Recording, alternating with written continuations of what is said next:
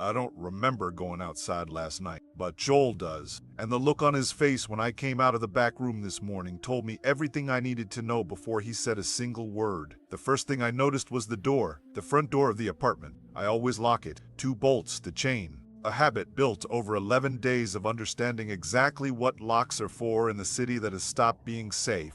This morning, the chain was unlatched and both bolts were thrown back from the inside. I stood looking at it for a moment before I turned around. Joel was at the table. Coffee, instant, from the camp stove, one of the last remaining uses of the fuel canister. He was looking at the mug, not at me. Ellie was on the far side of the room, sitting against the wall with her knees drawn up, journal closed on her lap. She looked up when I came in, then looked away. That single redirection of her gaze hit differently than anything else could have. Ellie didn't look away from them. She studied them, took them apart with her attention. She looked at Joel that way. She looked at the empty streets that way. She wasn't looking at me. "Sit down," Joel said, still not looking up.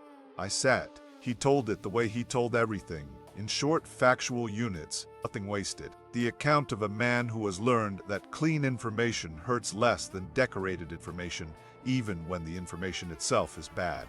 He'd woken at approximately 2 a.m. to the sound of the apartment door. He'd found it open to the hallway. He'd gone to the hallway and found the stairwell door at the bottom of the unit also open. He'd gone outside. I was in the middle of the street. He said it simply, the way you say a thing you need someone to hear without distortion. You were in the middle of the street, not sleepwalking. He knew what sleepwalking looked like. I was standing upright, weight balanced, facing north, fully awake by any external measure. The infected were around me, not 1 or 2. He estimated 8. Possibly more at the outer edges of visibility. They weren't attacking, he said. No, they were moving with you. He looked up from the mug for the first time, in pattern.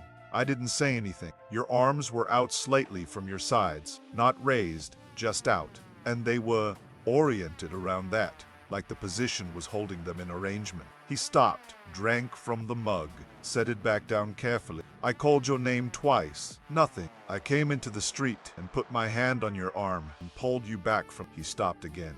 When I moved you, they adjusted, repositioned, tracked the new angle. He looked across at Ellie, then back to me. I got you back inside. You were responsive by the time we reached the stairs. No memory of it. You seemed...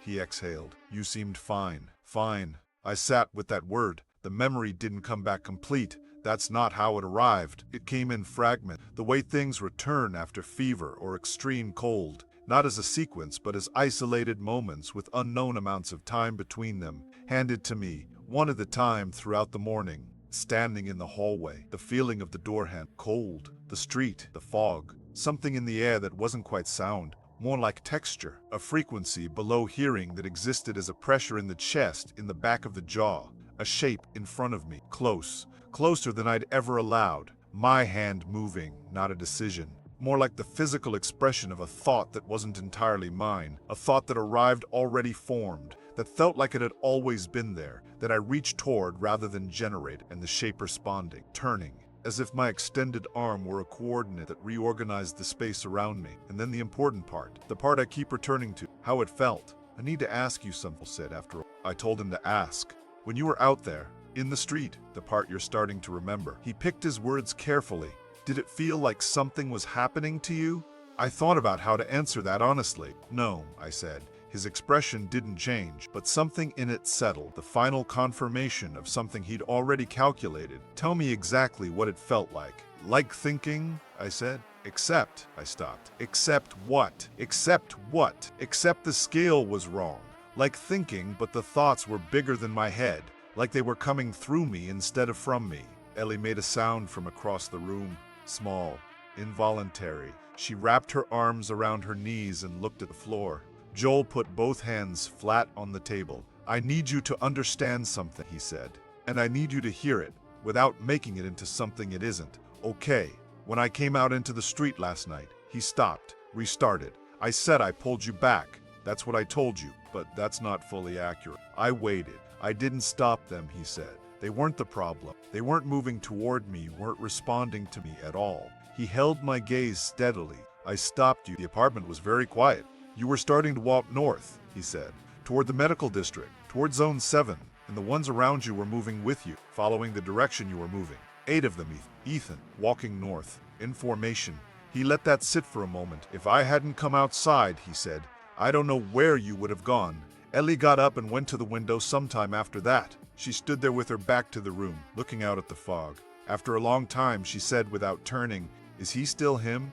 She was asking Joel. Joel looked at me for a moment. Something complicated moving through the steadiness of him. He's still him, he said. Respond. Didn't turn back from the window. I understood then that she wasn't asking Joel what he thought. She was asking him what he needed to believe, and he was telling her the same thing. I've been going over it all afternoon. The easy framework, the one that takes the least from me, is that I lost control. That whatever connection exists between me and them, it exceeded a threshold last night and overrode the part of me that makes decisions. That I was taken somewhere I didn't choose to go. That framework is comfortable. It's also not quite honest. What the fragments give me when I hold them all together is this. There was no moment of override, no sensation of being, no before state of resistance and after state of surrender. There was just less of me than usual and more of something else. The boundary between those two things was permeable enough that I moved through it without noticing. The question that matters isn't what happened last night. The question is whether the part of me that walked north in the dark was acting against my will or without it. Or whether, somewhere in the architecture of 11 days of surviving alone in a city that had emptied itself of everything familiar, something in me had decided that north was exactly where it wanted to go, and used the only language available to say so. I keep telling myself I lost control, but there's a part of me that remembers how it felt, and that part isn't frightened. That's the part I'm frightened